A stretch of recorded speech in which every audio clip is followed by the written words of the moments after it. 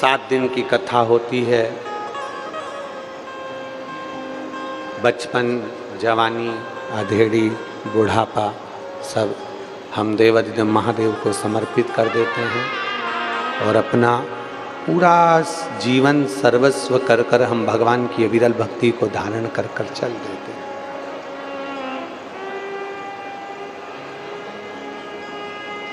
चले,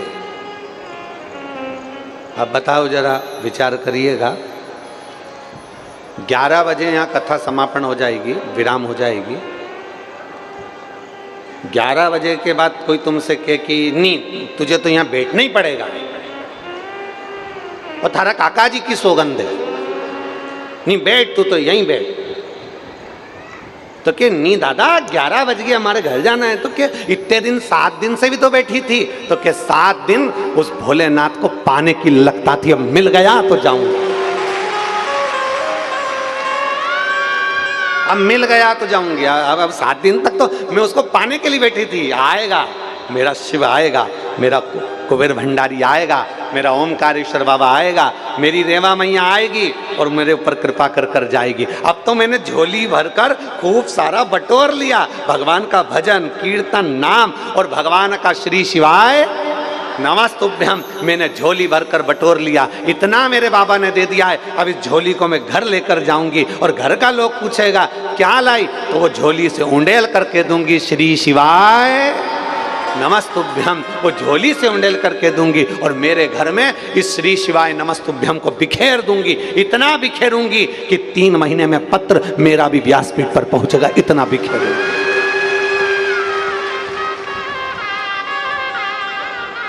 ये आपका फर्ज है, ये आपके ऊपर निर्भर करता है। आपके घर के पड़ोसी, अड़ोसी, धड़ोसी जो भी आपके घर के आसपास रहते हैं, आपके परिवार में जितने लोग रहते हैं, शिव महापुराण की कथा को सुन के जाने के बाद वहाँ पर जाकर चर्चा करना चाहिए। हमने शंकर की कथा में ये सुना था, हमने शिव जी का भजन ऐसा करा था, हमने भगवान की विरल भक्ति को धारण करा था। पूरी कथा में से जो तुमको अच्छा लगे वो अपनी ज़िंदगी में उतारो। तो पूरी कथा में से जो बात अच्छी लगे उसको अपनी ज़िंदगी में उतारो। तुम्हारे को पूरी कथा में से जो अच्छा लगे वैसा अपना जीवन में उतारो। जो तुमको अच्छा नहीं लगे उसकी निंदा नहीं करना, उसको उठाकर तुम्हें अच्छा नहीं लगा बस एक बार नर्मदा जी में उसको डालते हुए चले जाना कि हमको ये बात अच्छी नहीं लगी, हमें ये बात श्रेष्ठ नहीं लगी, महाराज जी ने ये बोला था हमको अच्छा नहीं लगा, तो उसको बटोरो और नर्मदा जी में डाल दो, पवित्र नदियों में उसको पटक दो और अपने को जो अच्छा लगा है वो अपनी गठरी में बांध लो और उसको जिंदगी भर अपने पास रखो कि मैंने शिव महापुराण की कथा में से ये ग्रहण किया था और वो मेरी जिंदगी को संवार सकता है, वो मेरे जीवन को आनंदित कर सकता है।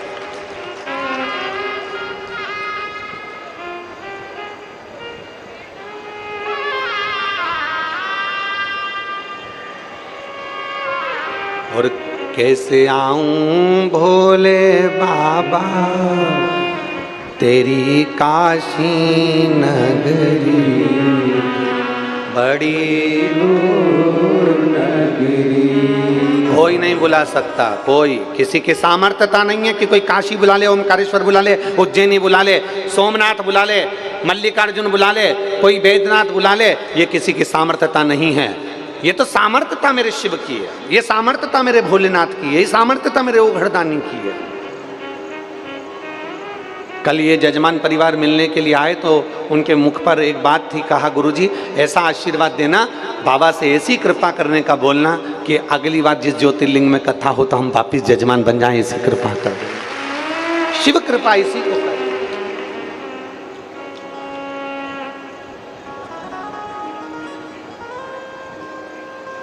आपकी एक भक्ति, तीन शर्तें हैं। मकान मालिक की 3 शर्तें हैं, बोलते जाओ जल्दी से। पहली शर्त क्या थी, जम के बोलो, किराया समय पे देना। दूसरी, साफ सफाई, मकान अच्छा रखना। देख, खिड़की टूट जाए तो खिड़की सही करवा ले, दरवाजा टूट जाए तो दरवाजा सही करवा ले। और लोगों ने करवाया, ऐसा नहीं, मकान की देखरेख तो तुमने बहुत जोरदार करी रे, बहुत जोरदार। पूरे मकान पे तुमने खूब खर्चा करा, किराए के मकान पे खूब। 40-40 रुपए का तो साबुन, 80 रुपए का क्रीम और ना जाने कौन कौन सी चीज। भगवान और किसी किसी की तो छत, सियोर बड़े महाराज जैसी पूरी टीन ही उड़ गई।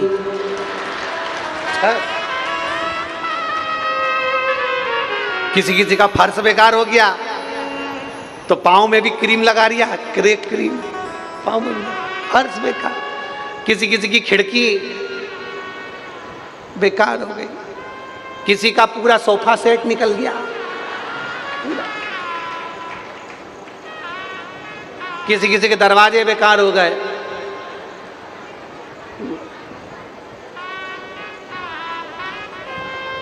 और फिर भी कई कई तो ऐसे हैं कि वो किराए के मकान में अगर 10, 20, 50 साल रह ले ना, 60 साल रह ले, तो क्या के ये तो हमारा मकान, मकान मालिक के छोड़ना पड़ेगा। नहीं, काय को छोड़ो, ये तो मेरा है, मैंने टीन सही करवाई, मैंने फर्श सही करवाया, मैंने खिड़की सही करवाई, दरवाजा सही करवाया, ये मकान तो मेरा है। लड़ाई हुई, किराए के मकान के मालिक से लड़ाई हो गई, मालिक ने जो केस लगाया और केस लगाया तो आखिरी में पुलिस वाला आया, धक्के मार के निकाल के चले गया। उसी तरह मकान पर अब तुम क्यों नहीं, हम ये तो शरीर हमारा, हम तो इसको इतने साल से खूब नवा रहे, धुआ रहे, खूब जोरदार कपड़े से सजा रहे और खूब जोरदार जोरदार इत्र प्रफुल्ल सब लगा रहे। अब तुमने तो सोच लिया कि ये हमारा, इतने में ऊपर केस चला और केस चलाने उन्हें धक्का मार के निकाल दिया बाहर। शरीर खाली पड़ा, पिंजरा खाली पड़ा और उड़ गई आत्मा। बस दूसरी शर्त यह है कि मकान को साफ रखना, मकान को साफ रखना, और मकान साफ होना चाहिए। मकान को साफ रखने का प्रयास करो। अंदर अपने भीतर कहीं कपट मत आने देना, अपने भीतर कहीं बेईमानी नहीं आने देना, अपने भीतर कहीं व्यभिचार नहीं आने देना, अपने भीतर किसी के प्रति गलत सोच मत आने देना। कोई तुमको गाली भी दे, अपशब्द भी कहे, ताने भी दे, कुछ भी कहे, तुम्हारे भीतर उसके प्रति कभी गलत विचार मत आने देना, गलत सोच मत आने देना, और तुम्हारी वाणी को कभी गलत मत करना। तुम्हारे लिए कोई कितना भी गलत सोचे, दिन भर बैठ कर अगर तुम्हारी पड़ोसन तुमको कोसे भी ना, तो भी तुम कहना भगवान मेरी पड़ोसन का कल्याण करना, ऐसी सवेरे सवेरे कोसने वाली मुझे कहाँ मिलेगी, प्रभु ऐसी कृपा करना, इसका भी कल्याण करना। तो सबके लिए अच्छा सोचो, सर्वे भवन्तु सुखी, सबके लिए अच्छा सोचो। और होठों पे लिखना नाम प्रभु का, जिह्वा पे लिखना नाम प्रभु का। ये जिह्वा पर गाली मत लिख देना, ये जिह्वा पर फालतू की चीजें मत लिख देना, ये जिह्वा पर किसी को अपशब्द कहने का मत लिख देना। इस जिह्वा पर लिखना तो केवल भगवान का नाम लिखना।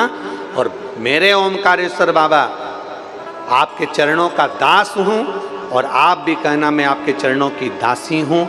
इतनी कृपा करना कि इस वाणी से केवल भजन हो, लोगों का कल्याण हो और लोगों के आनंद की बात हो। कभी किसी की निंदा मेरी जिह्वा से, मेरी वाणी से कभी ना हो।